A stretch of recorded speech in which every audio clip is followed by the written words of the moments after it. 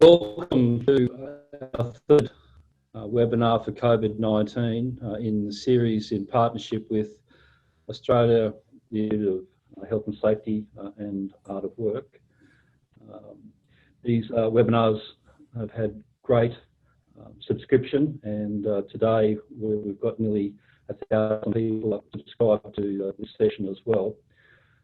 Today's webinar is on business continuity and security management in the COVID world, and this is obviously a topic that is perplexing us all, and hence we've been able to bring together a really great panel to share their insights and wisdom, and I look forward to hearing the discussion that arises from that. So today we've got Jeff Hode, who's the Chief Safety Officer for Blacktown City Council, and has been through this process a few times in the previous incarnations with SARS and the like. Richard Coleman, who's currently the GM of HSE at Laing O'Rourke, a global leader in construction. Henrik Lorenz, who's a physicist and author, and who was author of Drawing a New Map. Michael Toomer, he's the managing partner for Clyde & Co Asia Pacific, also a thought leader in the legal space and prolific author around the topics of safety and governance. Shane Durden, who's a Vice President for HSE for the Centre of Excellence at Jacobs, and Jacobs being one of the world's largest project delivery and engineering businesses. And I'll be trying to link the process together today. So I'm not going to hold you up. I think it's important we get going and hear from our panelists and presentation. So I'm going to put you into the hands for the first presentation from Jeff Hode. So over to you, Jeff. Thank you very much, Mark, and good afternoon to everyone. I'm fabulous that we've got such a great opportunity to exchange so many different views and approaches. So I'd like to kick off with my first slide, if I may, and get straight into it.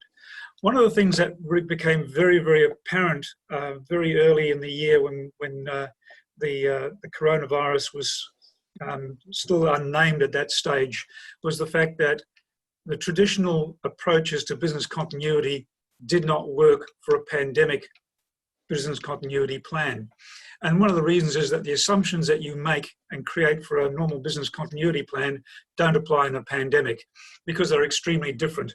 So one of the things you're looking for is in a normal business continuity plan are things such as economic, political, financial, etc., etc.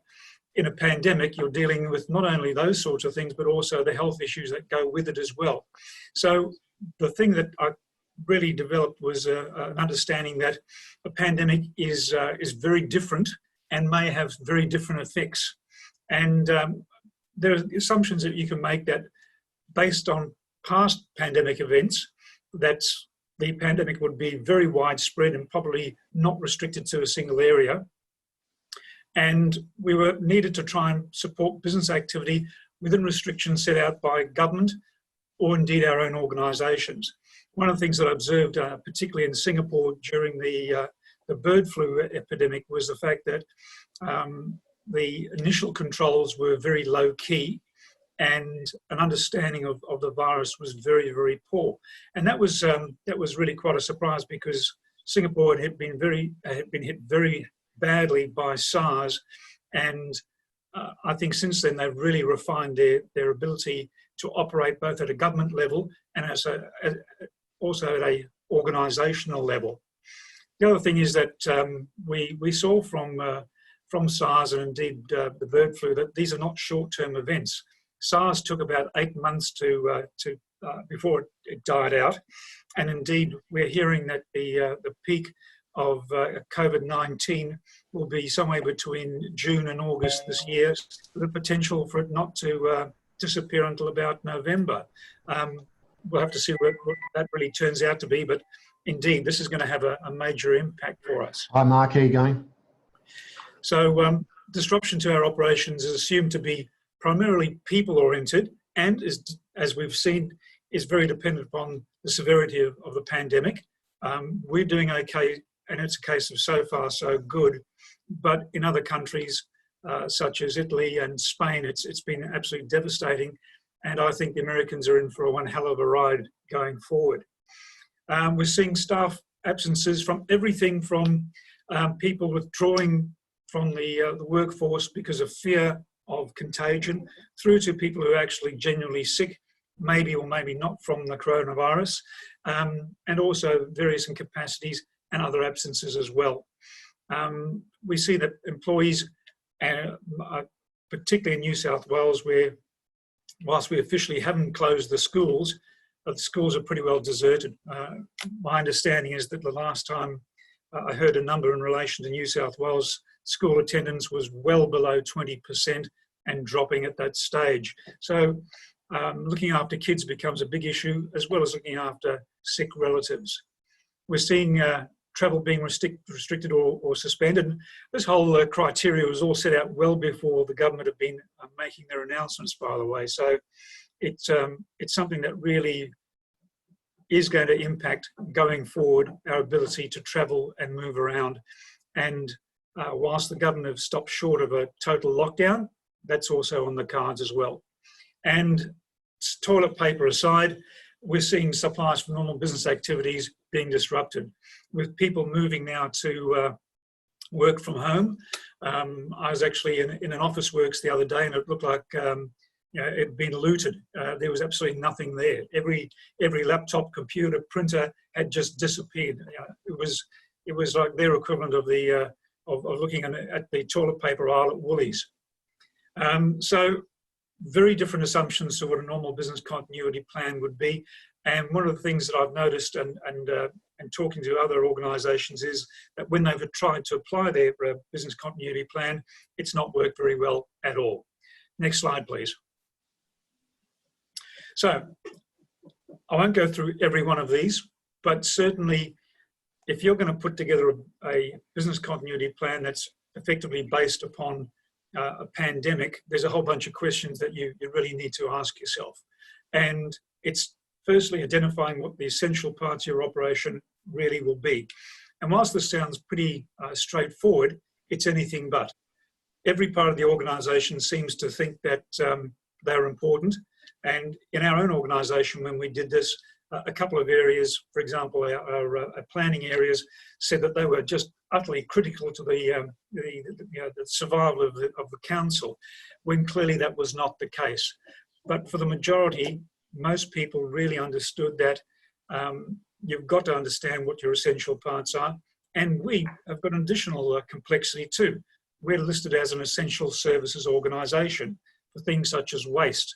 So people's garbage bins still need to be emptied, and you can imagine the health chaos if that didn't happen. So we've got to make sure that those essential parts also apply. One of the things that has been a major learning experience for us with this is that there's two levels of essential operations that we've identified. Firstly, that those which are mandated by legislation, but there's also the second level, which is what is essential for you to keep your business going, to pay your bills, to make sure your people get paid? What are the things that are going to be critical in ensuring that the key parts of the business which are going to start your recovery process are working and functioning? So there's a whole lot of interpretation about what the word essential actually means. The second thing is what happens when you do have high levels of absenteeism for whatever reason, whether it's you getting people to effectively self-quarantine, or alternatively, you're getting people to work from home, as a lot of us are now starting to do. What is the impact on that? I think so far the doomsayers in relation to the technology totally failing us have fortunately been completely wrong. And whilst it's been a bit spotty on occasions, it's been pretty good. And we've been able to change the way we work tremendously. And in terms of how you work and where you work, well, to give you one example, because we've closed all our centres, our sporting centres, our swimming pools, we've closed a whole range of libraries and other facilities, community centres. I've been able to split my team up into three. Right now I'm sitting in our civic centre here in Blacktown, but I've got two other teams out in other parts of the organisation in temporary accommodation. In fact, some of it's actually better than where I'm at the present time, which is a bit ironic. But in case one part of the team goes down, the other team's going to function. So how long can things last in that sort of situation? For us, it's pretty well indefinitely. And again, who are critical to who are the critical people, and what skills do they possess to make sure that the essential bits of your business keep on going? Really, really important. Then finally, the thing that I think is really essential in understanding is the question of when do you actually stop work? Now, this is one where we were talking about larger parts of our organisation initially, but because we're now able to operate very independently, the working from home piece, that's not as much as a key issue as it used to be. Once we've shut down things such as our libraries and pools, etc., we're no longer constrained by the whole business coming to an absolute shutdown. Work will continue, and I think continue reasonably well despite that. And finally, the key critical factor is once you've drawn down on all your activities and your business activities, what's the point at which you're going to now start to get them back online when this actually starts to go away? How soon do you do that? Who's going to do that? What contingency have you got in place? And there are going to be external and additional costs.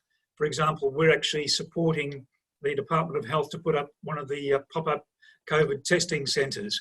We're doing this very, very quickly, but it means that council are actually paying for a whole lot of activity, which we have to sort out the finance for later. So there's a bucket of money that's got to come out of things like that need to be taken care of.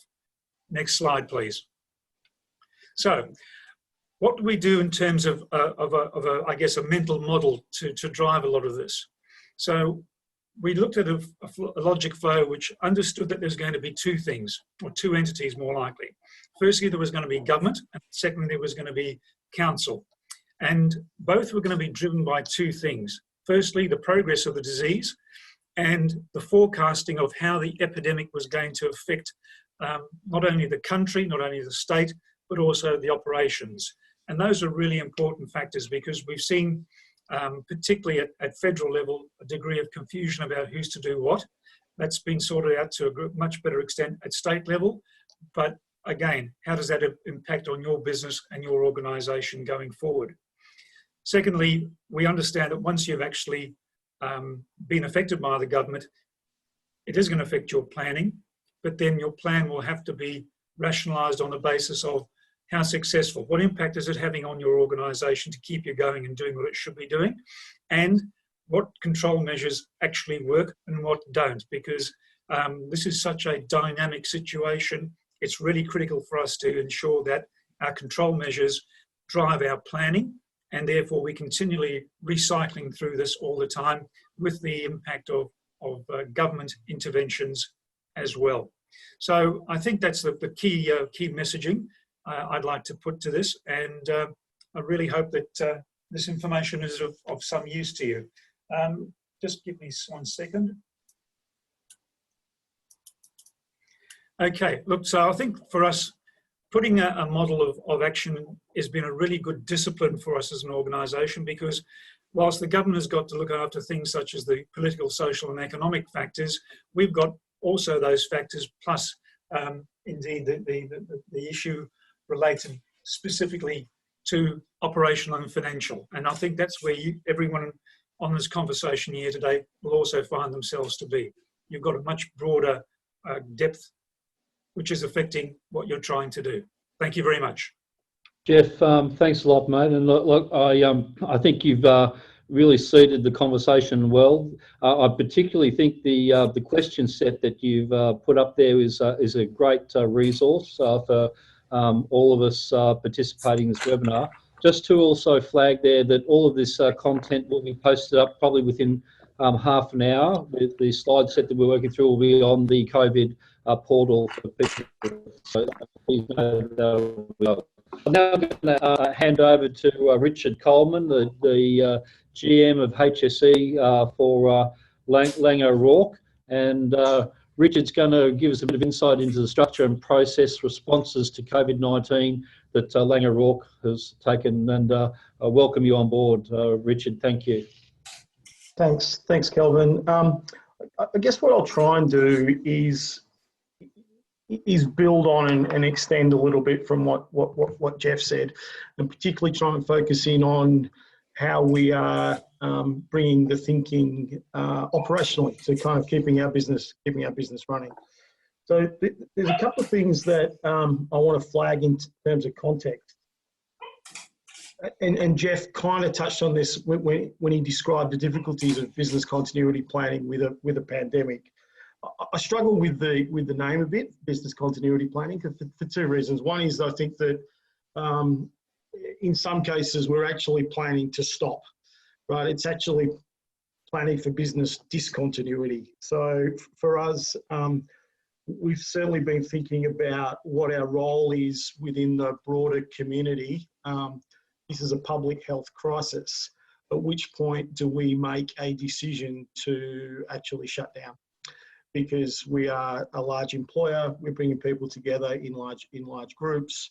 What's the moral and ethical position, and what are the triggers for us to actually stop work? So that's actually been part of our, business continuity planning. But as I said, it's more business discontinuity planning. The other issue that I've got kind of with how we label this is, for a lot of planning, the idea is before the event, you put in massive what if type thinkings and flows and decision-making processes. And then once the crisis hits, you press go on the plan and then you execute. I think the reality has been that that's not been the case with COVID-19 because situations have changed so rapidly. Government decisions have changed rapidly. Government decisions have been different in different states and at different times, and getting clarity about those and then responding has been difficult. So it hasn't been a set and forget plan. It's been more in our business, it's been more of a structure and a process that we've set up to be kind of responsive around. So I thought I'd just lay out some of the principles that have been driving us, which I think can be applied more generally. I recognise that of the 300 odd people on the call, some of this will be teaching you to suck eggs, and I apologise for that. Hopefully some of you might get some value from it. For us, and in any kind of crisis, the ability to bring together dedicated resources and resources that are not then also tasked with running the business.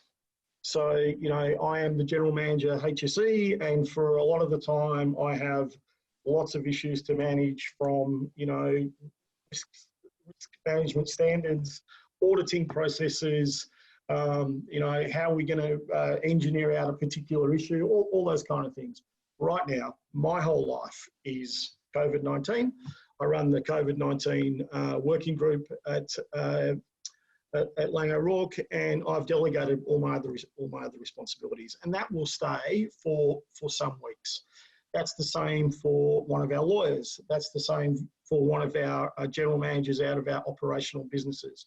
So we took people out of their day-to-day roles and said, right, you're on the team, and that's all you do. The ability to do that, obviously, you kind of require some scale in a business to be able to do that effectively. We have it. But it makes a massive difference. I think the other thing that we've learned is that because this crisis has unfolded and policy positions have changed, we have had to move with speed, and we've had to make some decisions that if we had longer to think about and do it, might have been slightly different. But we're working to the view that doing something, acting and responding is better than perfection. And frankly, for engineers and for safety people, that's often hard, right? We spend a lot of time wanting to dot all the I's and cross every T's and make everything perfect before we implement. That's not been the case in the, at 11 o'clock at night when you're sitting around trying to work out what Scott Morrison has just said in terms of travel bans and restrictions and how they might apply, or whether or not there's an exemption, and whether you can go into Perth from Brisbane, and all those kinds of issues. So we've moved fast. We've probably made some mistakes, but I think we're on balance. That mindset about moving quickly has been really useful for us. Jeff touched on the next issue for us, the ability to bring together all of our functions and at different times. So for example, I think Jeff mentioned that, you know, the planning people thought they were really important in his world. In my world, initially it was the engineers and designers. You know, we're important. We need to have a voice on the working group. Actually, we don't really. We need to get HR, commercial, health and safety, and our operations people together to make sure that our projects can run, and we'll pull in other resources and other functions as necessary. So having a structure that is in place but is flexible and can bring other people in when you need to, I think is also an important thing for us. And then, of course, the sort of organisation depth. So the way that we've structured I'll take you through kind of our daily rhythm so you can understand how we're bringing in the organisation kind of top to bottom. So 7 o'clock every morning, our board meets. So that's the CEO and all his direct reports, of which I'm one, and we go through what's happened overnight. How's everybody going? Where's the, you know, what are the key actions and where we're up to? At 9 o'clock, so the first meeting is sort of half an hour. It's punchy. What are the issues? At 9 o'clock, we come back together and we dig into those in much more detail. And we also bring in the sort of next level down in the organisation, and we start to talk to what are the critical kind of actions that have been done in the last 24 hours. At 2 o'clock, we bring together a working group of all the functions, and in that working group, there are people who, you know, work on the coalface in our projects through to members of the board. I lead that working group meeting every afternoon. So that rhythm has been carrying on now for, let's call it 3 weeks, right? So every day we're meeting on that rhythm. We're making decisions and we're being as responsive as we can be to the external environment. The other point that I would counsel people around is the management of all the good ideas and all the help that's coming. So every single time I open my email, there is a great idea that somebody's seen from another contractor, or a piece of guidance from another regulator, or something that's happened in another country, and they're saying we should do this.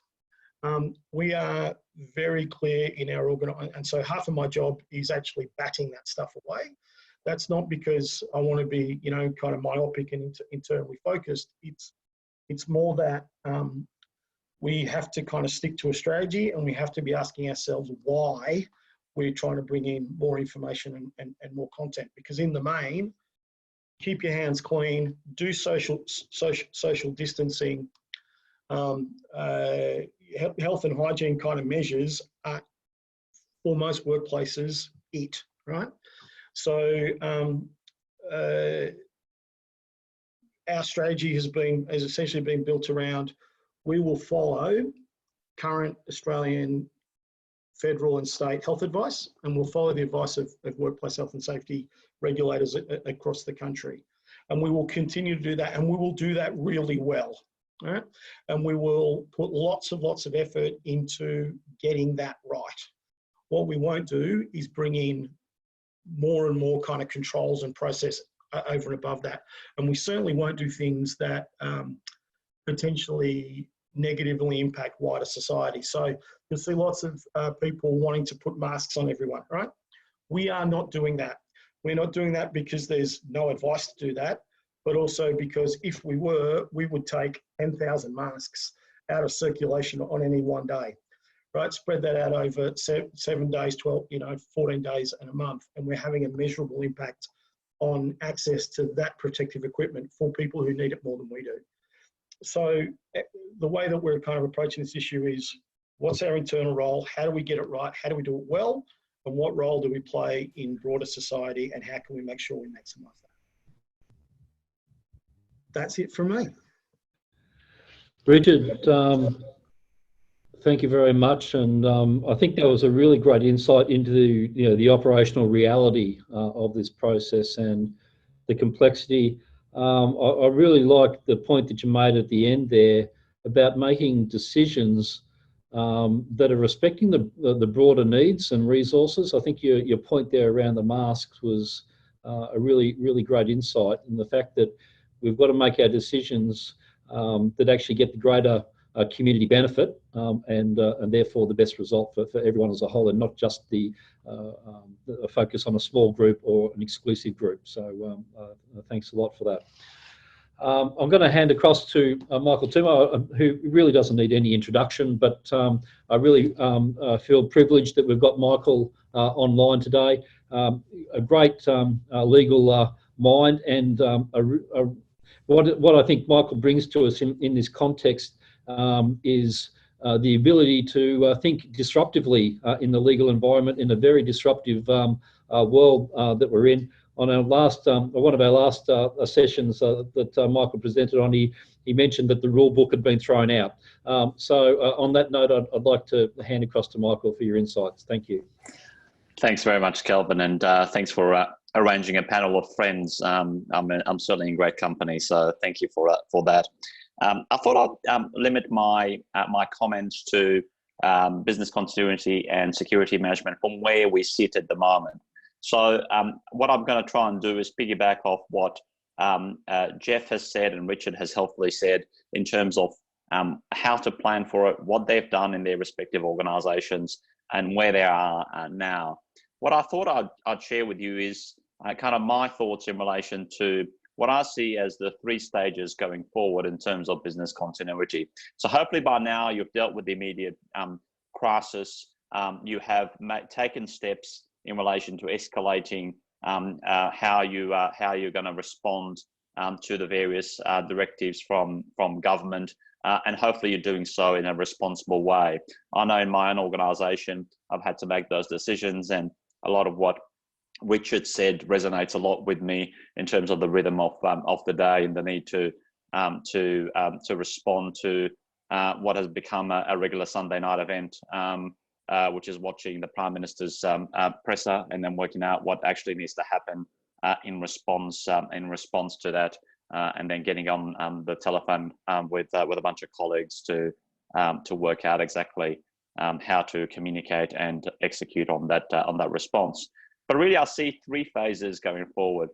One is a short-term phase, and I'll talk about some issues in that, which I think is kind of the phase that we are in part have started and then going into for the duration of the crisis, and call that until November. That seems to be the thinking at the moment in terms of the various tiered shutdowns that have occurred across the country and across various industries. So if you're completely impacted, if you're able, for example, to work remotely, as a number of organisations are, then you're probably currently now working from home, workforce working from home, away from your existing setup, your existing network.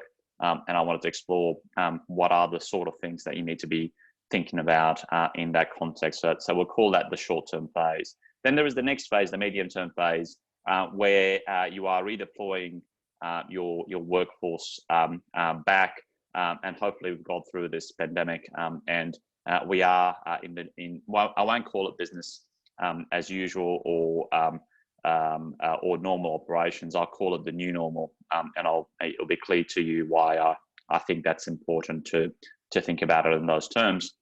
And then finally, what is the long-term position? What are the lessons that we need to draw from this exercise when we're completely past these phases, and we have the luxury of planning for future pandemics?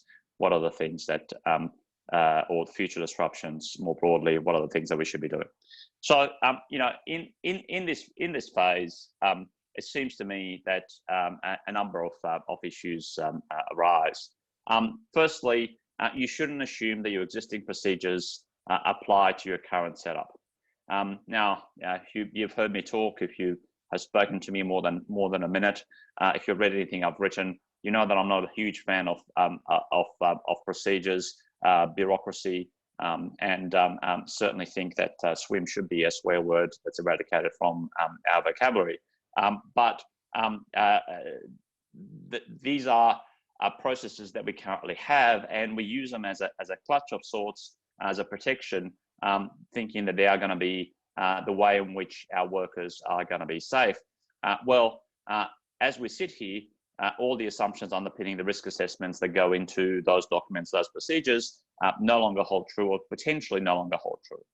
So you've already got a trigger event for reviewing the way in which you do anything that you do.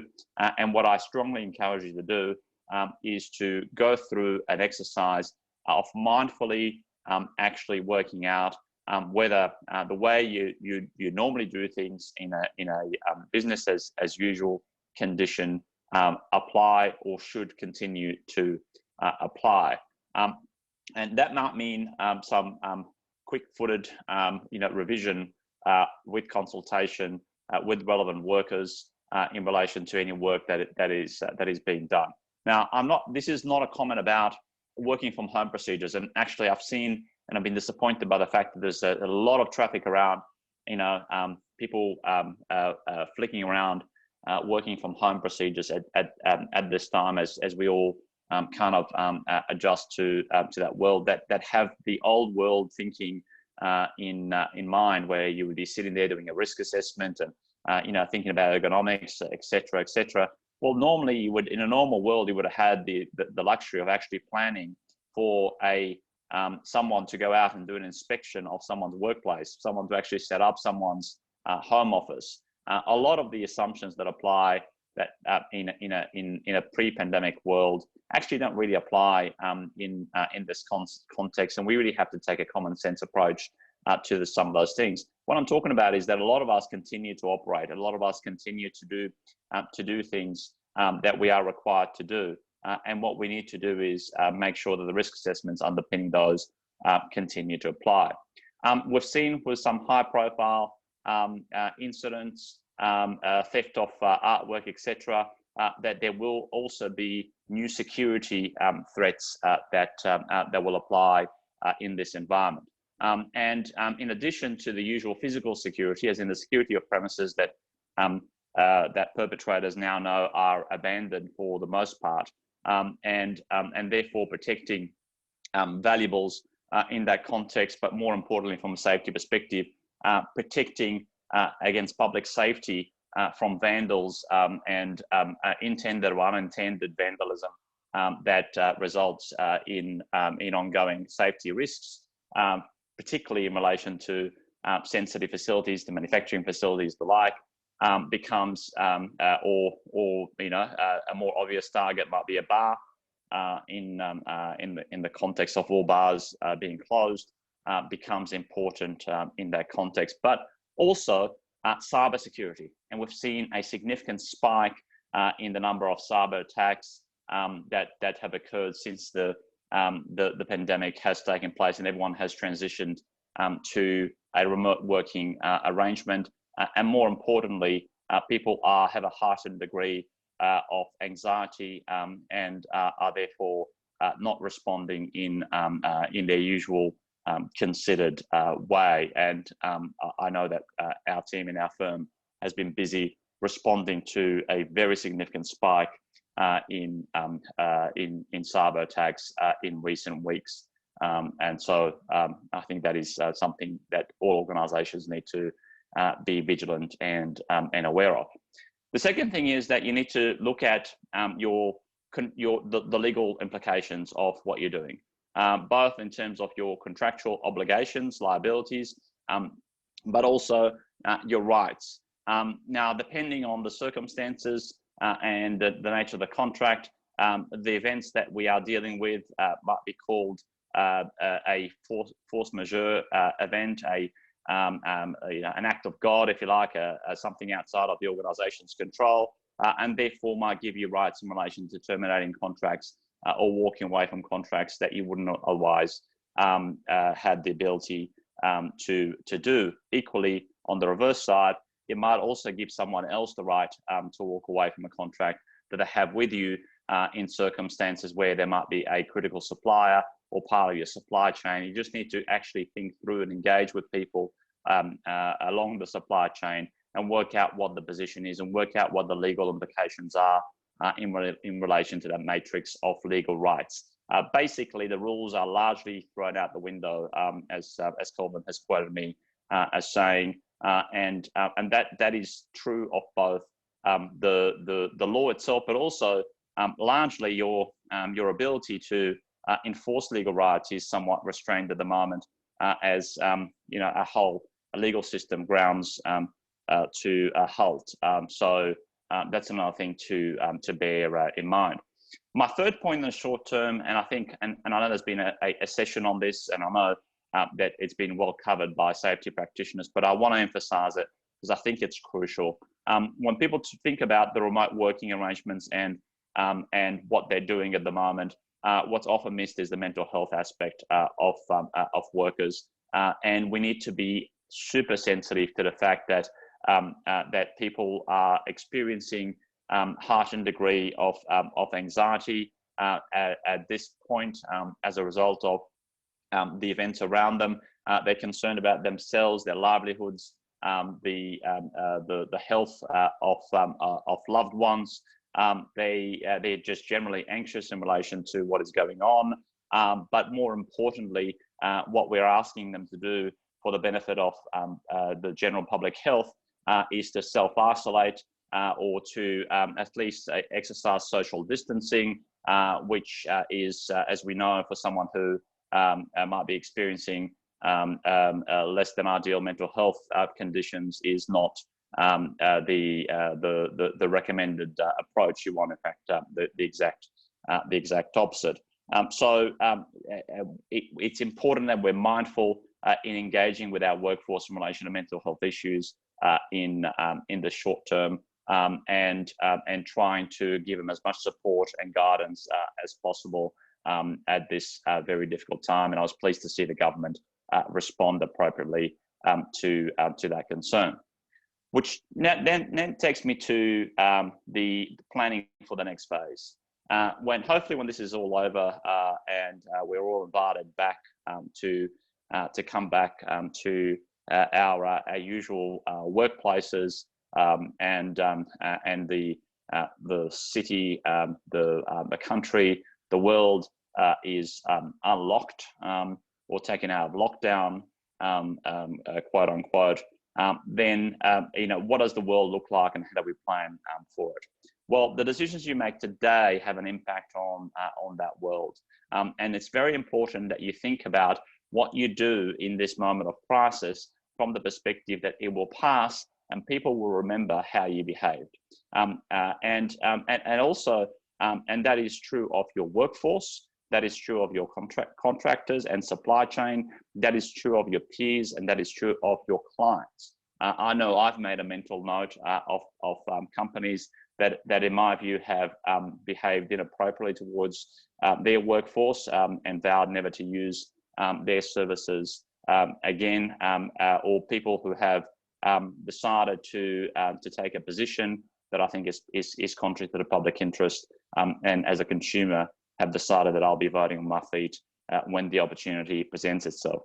But in relation to the workforce, you have to make sure that you actually maintain capacity for the day in which you are back to normal business operations, which means that you actually want to not only maintain a workforce, but engage with that workforce and continue to invest in that workforce. And if you have the luxury of keeping that workforce or as much of it as you can on your books, now might be the time to try and promote learning, whether it's self-learning or communication amongst the workforce itself, looking at ways in which to improve the system, looking at ways in which to improve the way that work is done, looking at insights from the workers themselves might be a nice way of actually engaging with them at this point in time and getting their minds off things if they are still on your books, but perhaps are not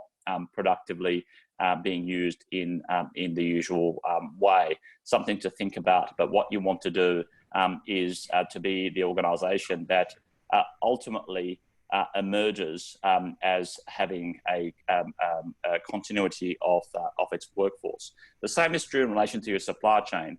It might be quite nice to take the opportunity to cut ties with contractors or to take advantage of your dealings with tenants, or if you're a tenant, your dealings with landlords. But you have to remember, people have a long memory, and they will remember how you behave in this context, and therefore whether or not you can emerge with a supply chain that is intact in the future. The other thing you've got to think about is that some companies will not survive this crisis, unfortunately, from an economic perspective, and you need to think about how you would, who are the critical suppliers for you, and how do you shore up your position in relation to that. It's also an opportunity in the new world to actually rethink the way in which you work, and that includes safety. You've heard me preach about decluttering exercises. It might actually be an opportunity to work out if indeed you've managed to operate for 6 months without a world of checklists and swims, whether in fact you needed those checklists and swims in the first place, whether in fact the world actually will fall apart if you actually decluttered and reduced some of the bureaucratic burdens. Indeed, we are now engaging, all of us, in an exercise where we are reconsidering whether the way in which we work is the only way in which to work, particularly in office-based environments. If people operate for 6 months remotely, then they might want to think about whether being tied to big office space is really the future norm, or whether it'll be something completely different. And I'm sure every organisation is looking closely at that, which then takes me to the long-term position. Hopefully, what we've learned from this exercise is that disruption is actually the new norm. In 2020, we've had the impact of the bushfires, and we know that from the climate change science that these are going to be regular weather events and crises, natural disasters that we'll have to deal with in the long term.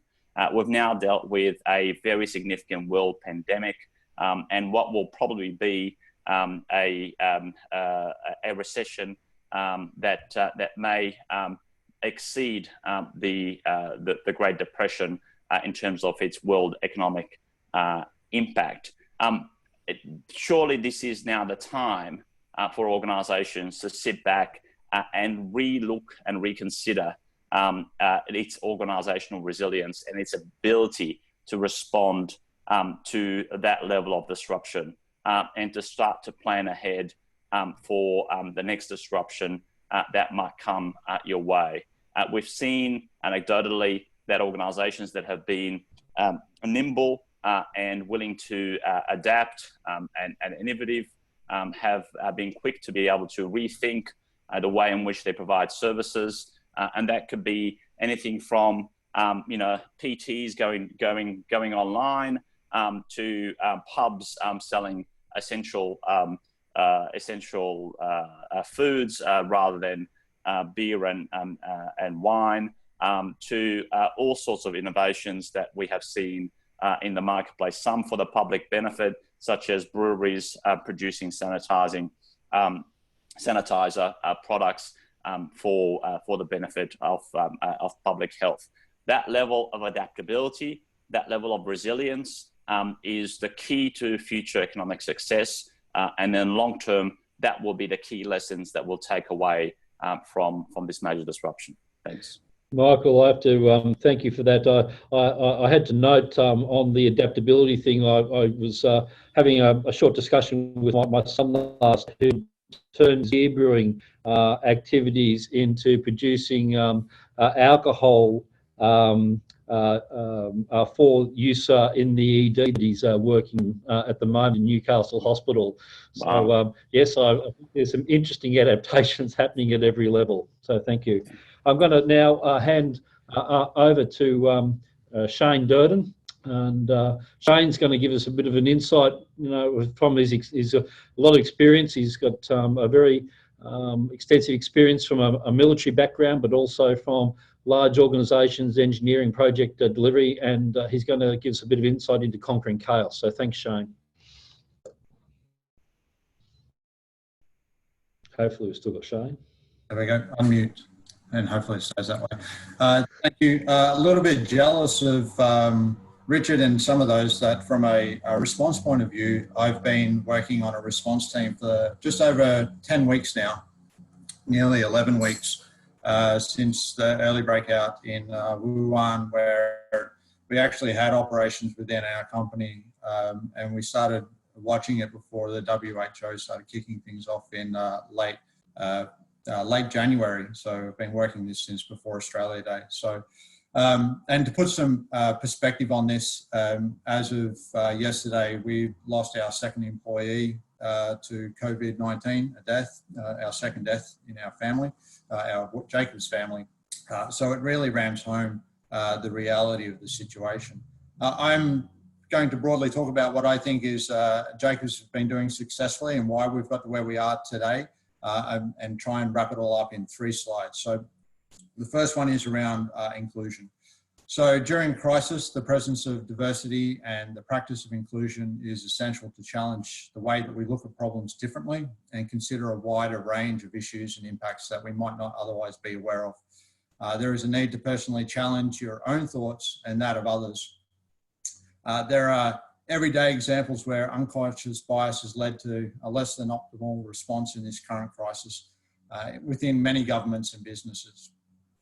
We've got decisions that have been based on past pandemics, who has expertise, which news channel you watch, you know, which political party you're aligned to, and so much more has all influenced some of the response actions that have been taken to date.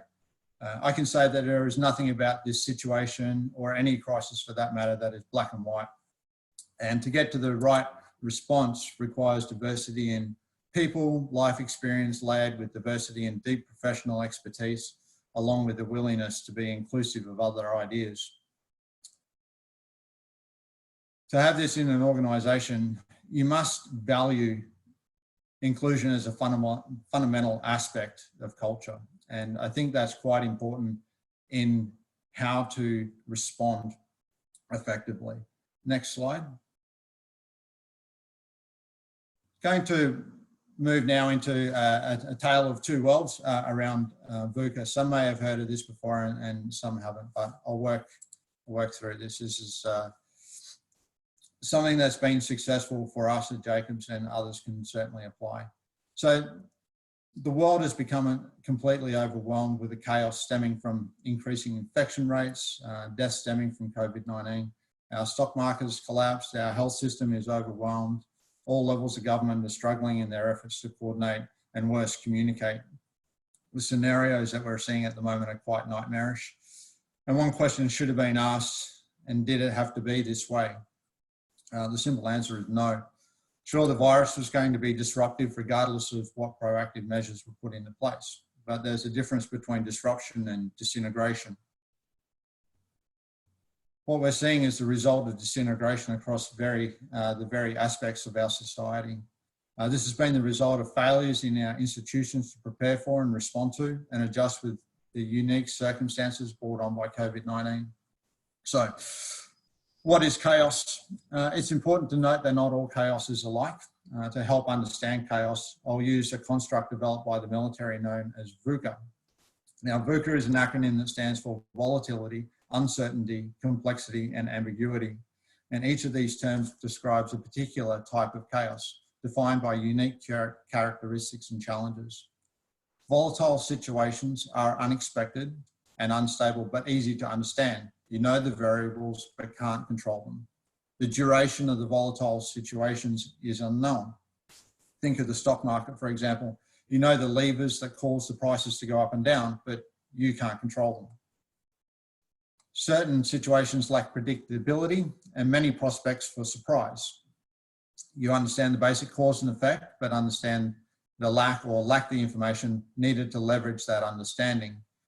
Think of a game like blackjack. You know the rules of the game, you know how to win. You can't pick your cards, but you know what cards they are. However, you only know 50% of what the dealer has in their hand. Complexity, those situations that have countless interconnected parts and variables. The volume and nature of information is overwhelming, and anybody that's been involved with this current crisis knows that. Causes have multi-order consequences. Think of a chess game is a good one. After each player has made 4 moves on the board, there are 288 billion possible board configurations. That's a staggering amount of possibilities. An average chess game lasts 40 moves, and with the average of 30 options per move. Great chess players think of multiple moves ahead and must account for all those hundreds of options within their strategy. Then finally, ambiguity. Ambiguous situations are dominated by unknown unknowns. Casual relationships are unclear, confusing. What's causing what? 1 + 1 no longer equals 2. Making things even more challenging. There's no precedent for what is occurring, or reducing or eliminating our ability to rely on experience, as we're seeing now. The best analogy for ambiguity is getting dropped into a giant maze. You don't have any landmarks or no information. Every turn is just a guess, and it becomes impossible to mentally map what you're experiencing. The best you can do is just keep walking. Each element of VUCA sounds somewhat terrifying because that's what chaos typically tends to be. It's an unnerving scenario that stresses our systems and injects fears into decision making. And while we tend to think of chaos as monolithic, understanding how the discrete elements of what we're facing lines up to VUCA can help us formulate plans, take actions, and minimize our ability to survive, yet better thrive in these environments. So what's the answer? Well, it happens to be VUCA again. There's another side of VUCA, and it happens to be the answer to chaos. And the second acronym stands for vision, understanding, clarity, and agility. And these 4 things are any organization's keys to conquering chaos. So for vision, keep the big picture in mind. Know your organization's vision for the situation and work towards it. Don't react to circumstances in a manner incongruent with your stated vision. Understanding. For that, you need to create a sense of security amongst your team, your organisation, by sharing information, strategies and results. And in doing so, you'll create a shared consciousness that will allow the organisation's deep capacity to be a greater than its sum. Clarity means distilling all the vast amounts of information, as Richard alluded to before, down to what's most salient. Eliminate misinformation. Define, communicate and empower people's roles. Through this, you'll create a focus. It's crystal clear communication. And lastly is agility. Empowering your people to make key decisions, generate rapid feedback loops, push accountabilities forward. So how does all this relate to COVID-19? Well, COVID-19 is actually chaos incarnate.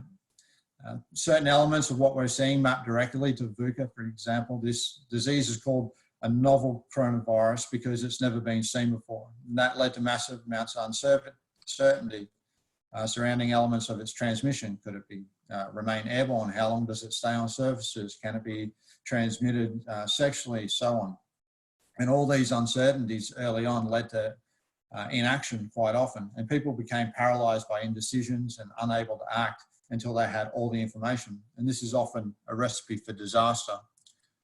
Or take the complexity associated with trying to track these vector diseases across the world. As the majority of the world's nations are having outbreaks, tracing interactions of confirmed cases quickly becomes a tangled web.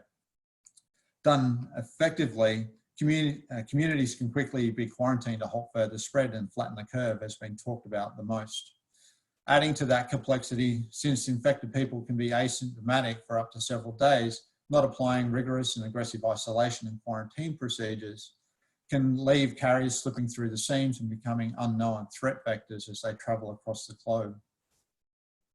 And that's certainly something we've seen in Australia with the majority of our cases travelling in.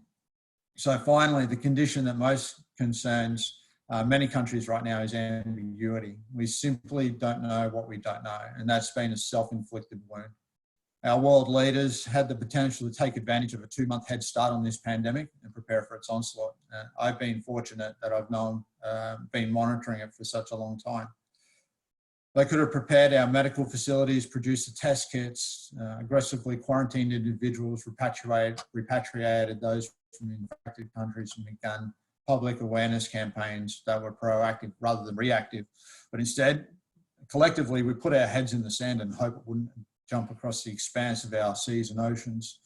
And ladies and gentlemen, I'll put it to you right now that hope is not a strategy.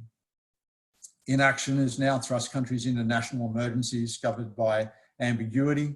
We have no sense of the scope of the global emergency because of the distant testing regimes. We see that misinformation flows from official channels has sown many the public skepticism with the dangers posed. So what is it that we can do within our own businesses? We can use VUCA to our advantage. Business leaders must be clear, coherent, and credible in establishing their vision for how they will respond to protect its employees. This message must come from the top, must reverberate through all channels and all levels of any organisation, and even down to their clients. At Jacobs, early in the process, we set a vision for how we could respond. And it was pretty simple. Protect our people, maintain the maximum level of continuity possible to support our clients, and protect our reputation. That simple but very clear vision has guided every action and every decision made as we've needed to change our policies, procedures, and practices. We must achieve understanding by investing in the time needed to consolidate facts and listen to perspectives. And listen to those diverse perspectives. We at Jacobs immediately established a crisis team in January comprised of functional leaders that met every day for the first 2 weeks and 3 times a week thereafter, and we've actually slowed that pace down a little bit now. Our executives were engaged from day one. Many organisations viewed this time and these hundreds of hours very early on as time wasted. But as the pandemic materialised, we found ourselves leaning forward with plans that have been developed a week prior while our competitors, clients, and even countries are caught flat-footed and reacting. We also developed a communications rhythm with all of our stakeholders, providing them with a single source of truth that communicated their threat, our strategy, and expected results. Leaders must pursue clarity by ascribing to the facts that they're presented by their supported networks and by the scientific community. As leaders and professionals, we must filter out the misinformation and noise and focus on our people. Finally, we must make our organisations agile by empowering our most frontline leaders to make crucial decisions. Those leaders will prove to be our most powerful resourceful problem solvers. And done right, they'll help us iterate quickly as we move through the current ambiguity and towards stability. Remember, hope is not a strategy. Methods for conquering chaos are learned, and there is a need to practice and provide experience in the fog of war. Drill your crisis teams, create chaos, use VUCA in doing so, and develop the tools necessary to navigate these situations. Next slide, Kelvin, and I'm nearly done. So business continuity versus opportunity. Perhaps the greatest lesson is this: hope doesn't create success, nor does the best business plans. Success in chaos is a combination of culture and the elements of VUCA: vision, understanding, clarity, and agility. Hopeful thinking actually got us into this mess, and it won't get us out of it. A traditional mindset will also not get us out of this either. Traditional business continuity is effectively maintaining a level of business as it was, or trying to work the way that we did before in different circumstances. Similarly, the traditional future objective is to return to work the way that we were. But in all reality, the world has changed. The legacy of this pandemic will be long lasting. Many organisations are pivoting to survive now, while many others aren't. There are also those organisations that are scenario modelling and looking for the short, medium and long-term opportunities. And these are the ones that are applying principles of VUCA beyond this crisis and leveraging their people and diversity of thought in doing so. The future success of any organisation is based on that culture now. So finally, in the times of darkness, look to shine a spotlight on good news stories, those bright sparks, those inspirational ideas and how people are uniting their organizations, clients, and communities to embrace these challenges for a brighter tomorrow. Share diversity of thought and ideas and cultivate inclusion to ignite a potential future. That's it. Shane, that's great, mate. Thank you very much. I think the Iluka model is really apt in this context, and I have seen it raised a number of times. And I think given the level of uncertainty that we're currently dealing with, the ambiguity that we're dealing with, it's a really useful lens. I'm going to transition straight across now to Hendrik for the final presentation. So, Hendrik, welcome, and we look forward to your. Okay, no, thank you. So what I'd like to do today is to talk about the role of protective capacity in helping the organization maintain the stability and the agility that it needs to deal with times like today. And I'd like to go through an example to show you how easy it is to get rid of that protective capacity by thinking that you're cutting fat, and how to focus those efforts so that you can maintain that on the crucial areas so that you can do both. So what you see in front of you is a complexity picture. It's from the Cynefin framework. So on the right-hand side, this is the world that we are very used to. It's the ordered environment. And on the left is the unordered. And we traditionally deal with both sides, mostly on the right-hand side. But what's happened in the last few months has definitely shifted us more over onto the complex. And protective capacity has a crucial role in maintaining that balance, because if you lose the one, you lose the other. And I will show you shortly. Next slide, please. So if you think about all of our supply chains, especially here in Australia, they're typically just in time, and they work very well, provided that it's stable, predictable demand and stable, reliable production. Now, we know that both of those are under pressure at the moment, and in spite of the retail heads telling us that there's more than enough toilet paper around, my bottom would disagree very strongly. So the next question then is, how long are we going to stay in this situation? Because there isn't enough protective capacity in the system to deliver what's required right now. And I think the answer is we're going to stay here for quite a long time, because first of all, the suppliers they have a long history of knowing that if they produce excess stock, they're going to be the ones sitting with it. On the other hand, on the distribution channel, if you onboard new drivers and get new trucks, at some point this demand is going to decrease, and you don't want to be saddled with too much personnel at that stage. So, and then finally, we've got lots of emergency orders going into the producers, and it means that they go out of their optimum cycle, and the capacity to produce goes down even further. So that's what happens when you don't have protective capacity. So if I can just, so what I'm going to talk about shortly now is on the next slide, but not, okay, well, that's fine. So the first impulse for any organization when the things overtake us, as happened in the last 2 weeks, is the survival and controlling what they can control. So the first impulse is stop all the contracts, cut as much cost as you can, let go of as many people as you can. And these are all rational, things to do. But what I like to show you is they have some consequences. So let's say, for example, that your manager comes to you and says, you're in charge of the production unit or the supply chain. We've got 6 production areas that need to work in sequence, and I want you to set it up so that we can run at the minimum cost and produce on average 10 units an hour.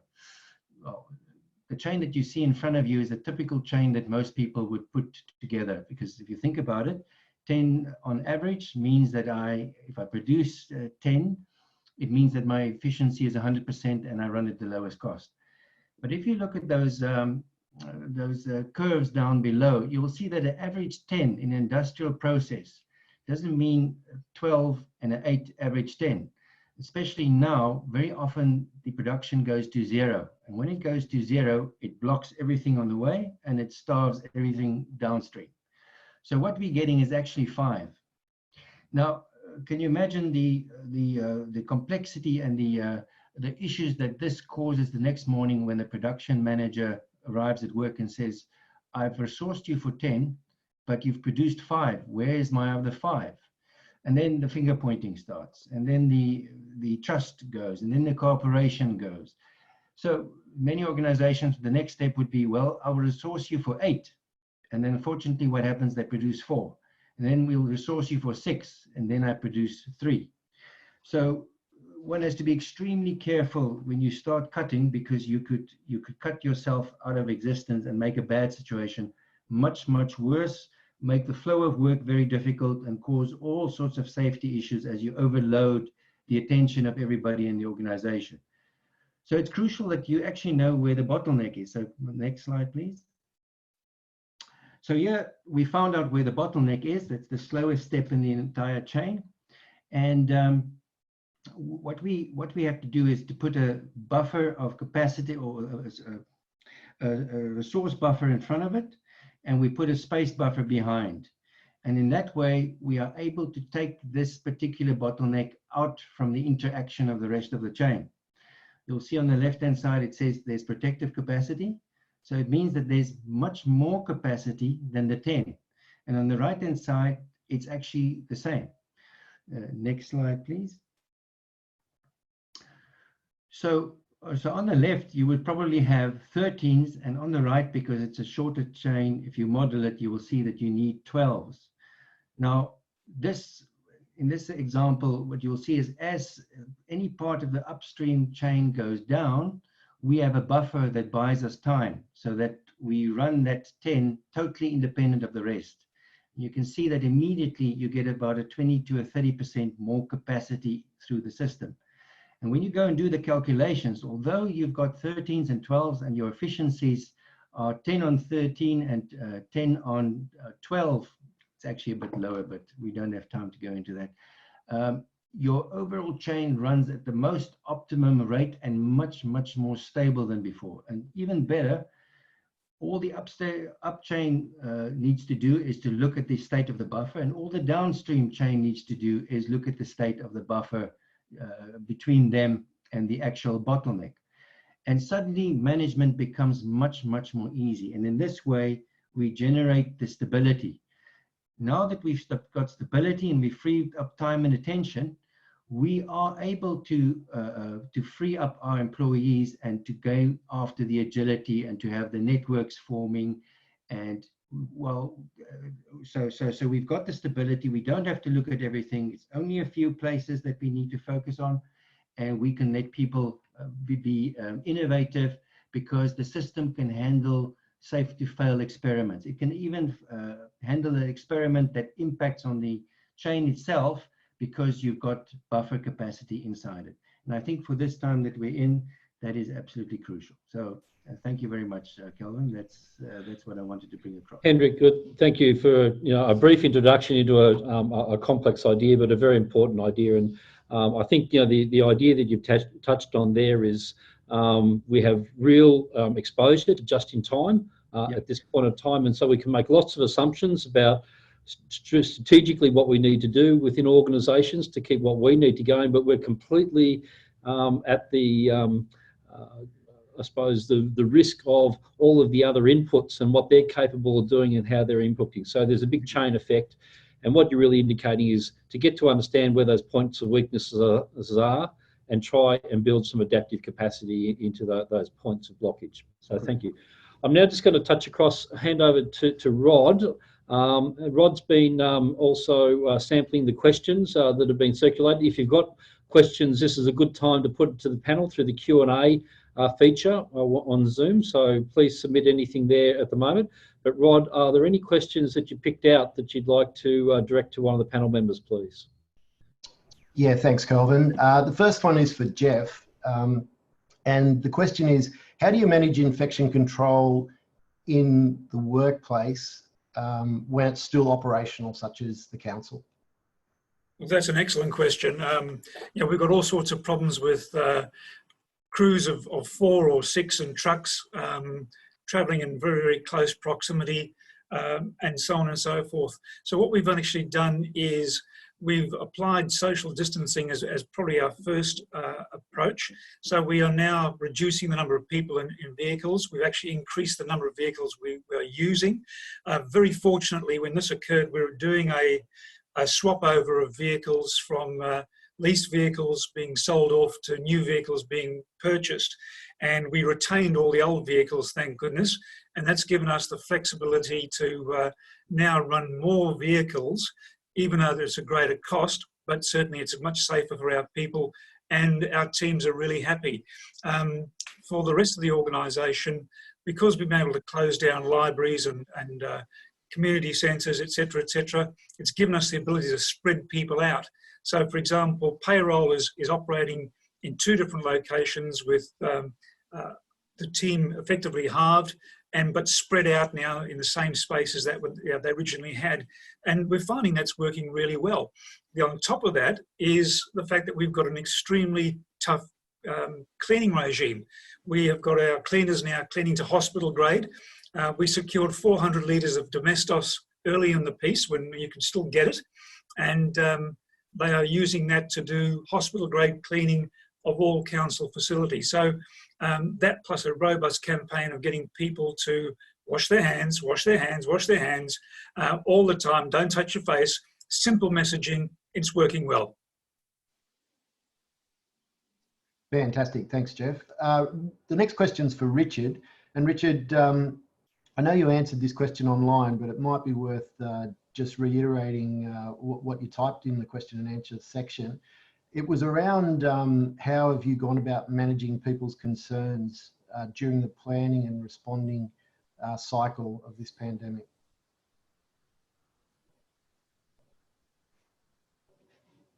You there, Richard? I've got a feeling Richard may have been limited by time, Rod, so we may have lost him off the sessions. So my apologies for that. I did know that he had some time constraints today. Okay, no worries. We'll go to Do you want me to respond to how we've done that in our organisation, wearing a management hat? That'd be great. So we've done a number of things to try and replicate the social interaction that we normally have in our organisation. And one of the things we've recognised is that a lot of people go to work for a number of reasons, but one of them is to get to enjoy the sense of community that comes from going to work, socialising with their colleagues, etc. And initially, in the first couple of days of the remote working arrangements, through various conversations, checking in on staff members, it was quite clear that people found the exercise somewhat distressing from their perspective, particularly if they were away from loved ones. For example, we had a number of people who are originally from another state, or another country for that matter, and live alone in either Sydney, Melbourne, Brisbane, etc., Perth, etc. So what we've tried to do is make a point of regular catch-ups to both in terms of a business using Zoom, for example, business catch-ups first thing in the morning, just to orient people in terms of the working day, and then to simulate social interactions that they would normally have, such as coffees or even drinks on a Friday night, using apps like House Party and other things to try and just generate that. And we've also tried to replicate a lot of the social functions that we used to have, whether it's sporting functions turn into more indoor challenges, or we have something called the Culture Club, where people who enjoy music, theatre, art, etc., cultured people, not me obviously. Now we're doing that virtually by having people choose their favourite song and or their favourite book, then share it with others, and hop on social media platforms. And we're using Facebook and other platforms for that. So hopefully that helps some of those ideas. Thanks, Michael. That's great. I might stay with you, Michael, if that's okay. There's a little bit of interest around the cyber security, and given that we're probably all going to be working online for a lot longer, is there any sort of steps that an organisation should take to assist in that area? Yeah, absolutely. So, I mean, we've experienced 20% increase in cyber attacks. So we're the crisis response function for a number of our clients. So 20% increase is quite significant in the last 2 weeks.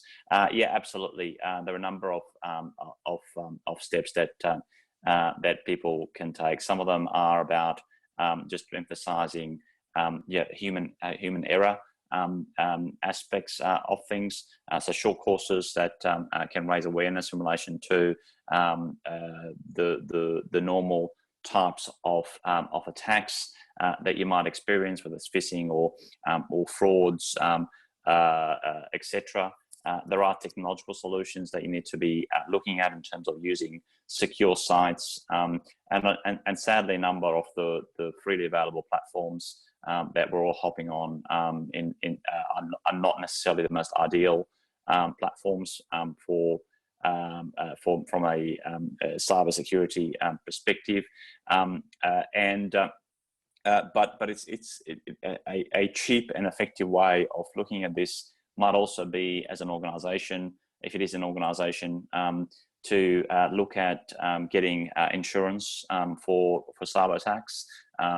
Especially ransom attacks can be very dilapidating for the business, and so actually taking out an insurance policy could be quite a cost-effective way of mitigating the risks involved. Great, thanks very much, Michael. Shane, the next one for you, there's a little bit of interest around the VUCA model, and people are looking to where they might be able to find out more about it.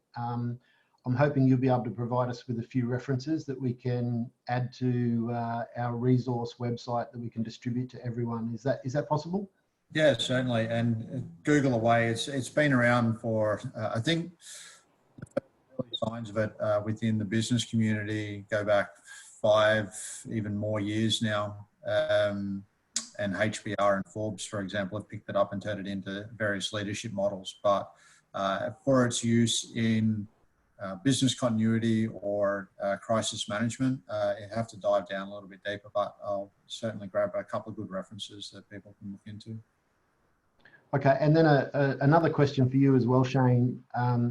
You've obviously got operations, right across Australia and then more broadly. What would be the process for you at which you might decide to stop operations at a particular site, is the question that's been asked. Yeah, I'll go back to the statement about our vision, very clear vision, and 3 components, which is protect our people, maintain continuity for our clients, and protect our reputation. That is essentially our decision-making model. The first one being protecting our people. If we can't protect our people, site closed, and we move it to another one. We then move to the next process, which is around ensuring continuity. We do a lot of critical mission services for defence departments. We maintain telecommunications and municipality and councils and services and that all around the world, look after governments, for example. So we look at those options of how we can actually provide those essential services and support. For example, within the US, what we'll do every time an executive order comes down for a particular state or a county or a federal one, we will get our legislators working with their legislators, and at the state level we'll determine where essential services are required, or a lot of the times our clients, typically quite government clients or communication clients or defence ones, will actually state that our organisation is an essential service for them to keep running.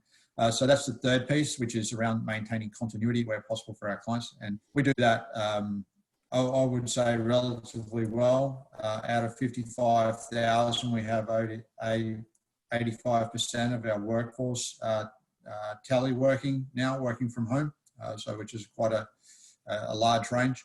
And the last piece is then protecting our reputation. So that last piece about being credible, sticking to our values, and holding firm, and that we're not going to sell ourselves short for anyone, is also one of those decision-making processes. So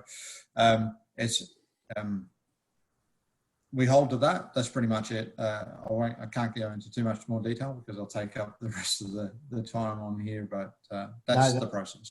That's fantastic. Thanks, Shane. Hendrik, I've got a question for you, and this one is around the fact that have businesses effectively reduced their protective capacity with ideas like lean manufacturing and just-in-time delivery? That's a lovely question, and the answer is, for right now, the answer is yes. The answer might be different in 6 months' time when stability returns, but a system that's just in time, that is just enough of everything, requires everything to work perfectly all the time. And I think you'll remember the time with Fukushima, when the supply chain of car companies all around the world got destabilized because all the eggs were in one basket.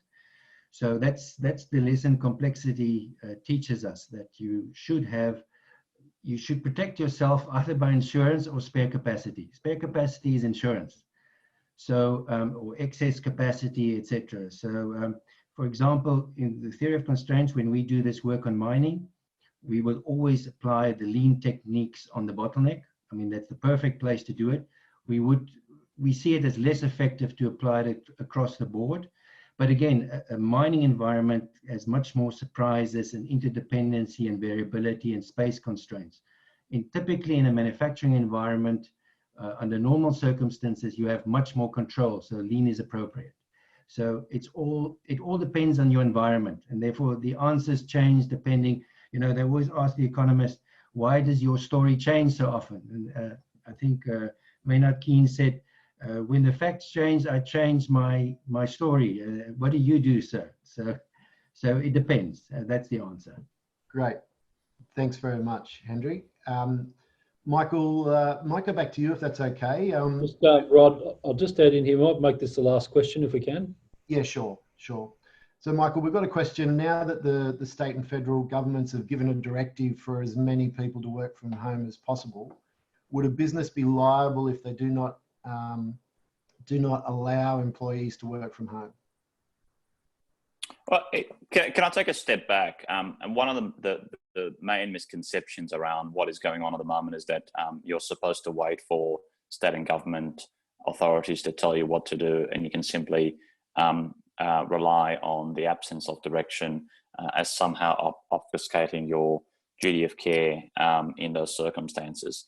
I famously weighed into the public debate in relation to schools by expressing that simple fact that all safety lawyers and practitioners universally agree upon, and that is you still have to make a risk assessment and decide what steps you are taking, having regard to the known safety risks associated with this pandemic in terms of your own workers and visitors on your site. So we've had that obligation now ever since the first cases were identified to actually take steps, and those steps have to be commensurate with what is known and the threat, etc., and what is reasonably practicable in the circumstances. But to answer the question specifically, not only do you have that obligation, but also there are penalties if you fail to comply with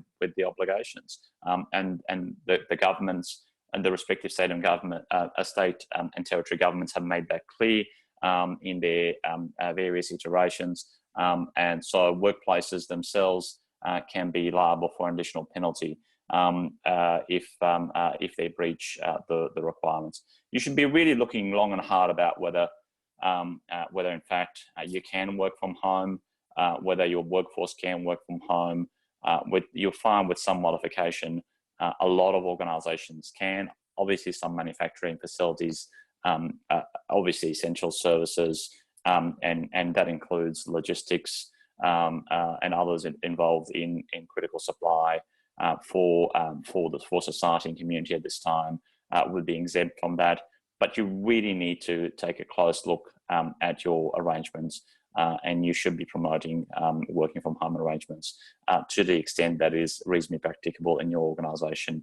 And given the government directive in that regard and escalating government directives in that regard now for 2 weeks, I think you really need to take a close look at that. Thanks, Michael. Appreciate it. Back to you, Kelvin. Thanks, Rod. Really like to thank the panel. Really great insights. I really think the theme today was very much in planning. We need to think about adaptive capacity, and our traditional approaches to planning really have to probably be completely rethought. We need to draw on diverse teams-centred thinking, engage the front line, think about the supply chain risks, the new security threats that Michael has introduced, but also understand that in looking at the constraints that we're now facing, there'll be new opportunities to do things differently. And in essence, as Michael said, the rule book has been thrown out. The existing procedures don't apply, and this is the time to reinvent and actually come up with new strategies and solutions in this world. And I think the insight with VUCA is really great. We will link up all of the resources that have been referred to in the presentation onto the COVID portal that we have in partnership with the Australian Institute of Health and Safety. We welcome any contributions to that site as well, and we will communicate that to everyone who's registered for this webinar. So again, we'd like to thank the Australian Institute of Health and Safety and also all of our panellists today. And we'll be coming back to you with another webinar in this series next week. So thank you very much. Goodbye.